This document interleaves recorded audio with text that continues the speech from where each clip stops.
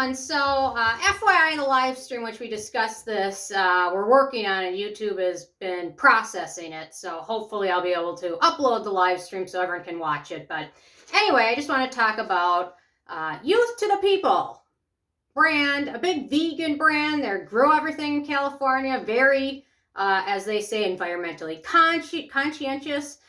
Vegan, natural, cruelty-free, all that good stuff. Use glass packaging, which is recyclable. Very supposedly planet-friendly brand, right? So they've been around about 10 years or so, and this year they're set to make over $50 million, and they're only for sale in the U.S., certain European areas, and Australia, from what I know. So they're pretty popular in the U.S. and at Sephora. So it's interesting that these two articles came out on the same day. So, Youth to the People has sold their majority ownership to Loreal. Not the most cruelty-free, affordable, environmentally friendly brand that I can think of. Interesting. And it also comes at the same day where they released an article about Nestle reducing their stake in Loreal to only just over 20% and having two people on the board of directors. So, if you think about it, Youth to the People kind of sold to Nestle? If you think about it in a way, if Nestle owns over 20% in L'Oreal and Youth to the People sells their majority stake to L'Oreal, then in essence, they're kind of doing business with Nestle, which is, in my opinion, one of the most destructive companies, biggest companies. It's impossible to probably go to the grocery store and not somehow support Nestle in some way. It's nearly impossible. And a while ago, I was doing some searching about Nestle's ownership in L'Oreal. It's really hard to find anything. And now it's kind of been in the news lately about them reducing their ownership to just over 20% or 1/5 ownership of L'Oreal and having a big influence on their board of directors, which also influences what brands they buy. So was Youth to the People really very concerned about being environmentally friendly, being green, things like that? Were they really that concerned about it when they're in de facto negotiating with L'Oreal and Nestle? Or was the money just too good for them to turn up?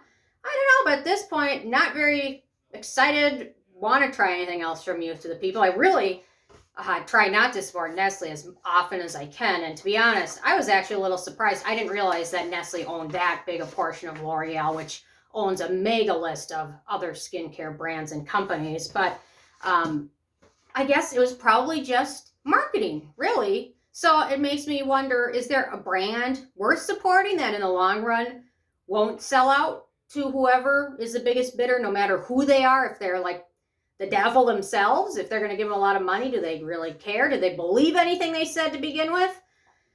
I wonder. I don't know. So I don't know if we should really support brands or products in the long run just because we like them. I mean, a lot of brands have sold out recently. Paula's Choice to Unilever, Pharmacy, Youth to the People. There's a whole list of brands, even just this year, that have sold.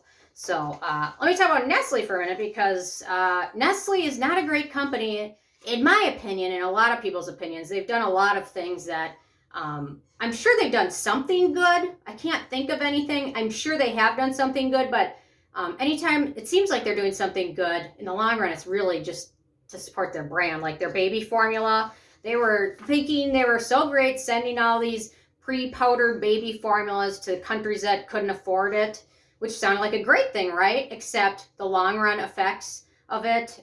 Women stopped actually making their own breast milk. And then once Nestle stopped giving them the free stuff, it was a real issue for a lot of people. Horrible, horrible. And in the long run, did they actually do that as a good thing, or just to spike up sales of their formulas and things like that? I think it was probably 100% self-interest. They've been accused of a lot of child labor, especially in cocoa production, slavery, child trafficking through many West African plantations. Nestle has been indicted with a lot of these. There's a lot of, I could go on about this just in and of itself for probably weeks, but anyway, the Fair Labor Association has criticized Nestle for not carrying out proper checks on where their chocolate comes from. And this is all info on their Wikipedia page. Anti-union activities in Colombia, where they were union busting on some of their plants and things like that. The water thing, I mean, that's probably 2 more months of videos. But I urge you all to read this yourself. Just check out their Wikipedia page. It discusses all of these things. Chocolate price fixing, Ethiopian debt repayment, where the famine, Ethiopia was supposed to repay them $6 million. And Nestle was demanding that they pay that, even though they were having a huge famine, severe famine, and other things going on there. And then Nestle eventually backed down and settled, I think, $1.5 million. But give us their money. You know, all of your people are starving to death, but we don't care. We need the extra $6 million. Meanwhile, Nestle, what are they? Several $100 billion a year company, and they're busting these people who can't afford it. Ukraine is a whole other thing. Forced labor in Thailand, deforestation. I mean, Nestle has got a terrible track record in terms of human rights, environmental safety, environmental protection, which, I mean, child labor, child trafficking. What the heck? So interestingly, I learned a lot about this. I don't really want to support L'Oreal much anymore. But then again, where do you go to buy any? I mean, all of these brands are either owned by L'Oreal, Estee Lauder is a huge one.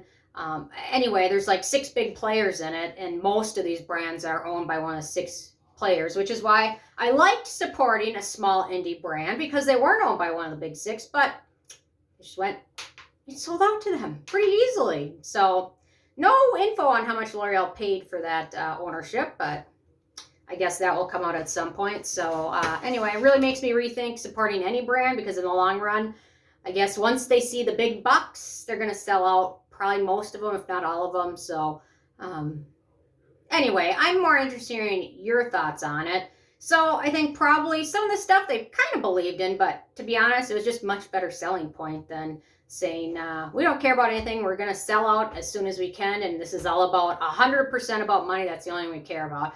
It's better marketing. So anyway, those are my thoughts. Hopefully the live stream will be up where we have a little bit more of discussion and everyone else's thoughts on it. So anyway, leave a comment with your thoughts.